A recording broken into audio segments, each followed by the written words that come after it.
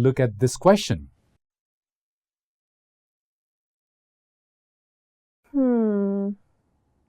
Nope, I can't recall any methods that can solve this integral.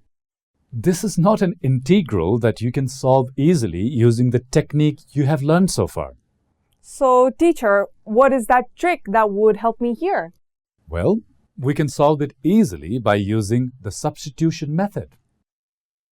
Ah, I do remember using the substitution method for solving quadratic equations. By substituting suitable terms, we make complex-looking equations much simpler. Exactly. Here also, we will try to use substitution to make the given expression simple and easily integrable. I see. Let's come back to the same question. You may realize that this integral can also be solved by rewriting it in this form.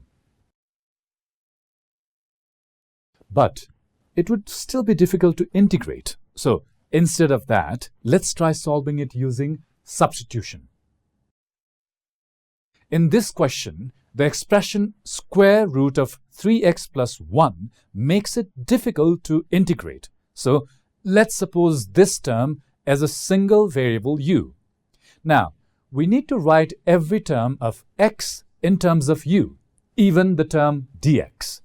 Since we have supposed the square root of 3x plus 1 equals u, hence the numerator 3 times x will be equal to u squared minus 1. And to get dx in terms of u, we will differentiate the equation 3x equals u squared minus 1 with respect to u. In this way, we get dx equals 2u over 3 times du. While this looks strange at the moment, when the substitutions are made, you will see why this technique works. Now, we can substitute the expressions in terms of u as such. The new variable u in the denominator cancels out with the numerator. Hence, we will get the easily integrable terms. Thus, our answer in terms of u is 2 over 3 times u cubed over 3 minus u plus c. But we still need to write our answer in terms of x. So, by substituting u equals the square root of 3x plus 1, we will get our final answer as such. You can further simplify this expression, but unless asked for a particular form, this is totally acceptable. Teacher, I can't believe how much easier it is to integrate after using the substitution method. Yep, it is the purpose of the substitution method to make integration much easier. Finding this helpful? We have additional learning resources to offer. For Cambridge IGCSE and AS A-level subjects. But what about definite integrals? How do we handle the limits in substitution? Excellent point. While dealing with definite integrals, we need to make sure that we express the limits in terms of a new variable as well. Can you provide me an example? Oh, sure. Have a look at this question and try to solve it. Okay. By substituting u equals e to the power of x, we can write the numerator as u squared and the denominator as u squared plus 3u plus 2. And to write dx in terms of u, we need to differentiate u equals e to the power of x. Hence, dx is equal to du over u, and the integral can be written as such. Now, teacher, can you help me with the change in limits in terms of u? No problem.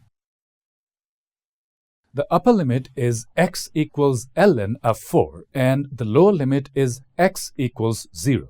Since we have the relation of x and u as u is equal to e to the power of x, we can change upper and lower limit by substituting the respective value of x in u is equal to e to the power of x. Hence, the upper limit will be u equals e to the power of ln of 4, which is equal to 4. And the lower limit will be u equals e to the power 0, which is equal to 1. Thus, we can write the given integral in terms of u as such.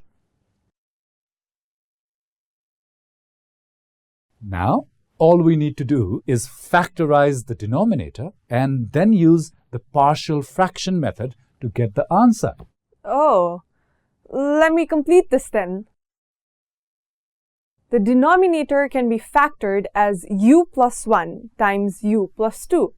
Hence, the given integral can be written like this.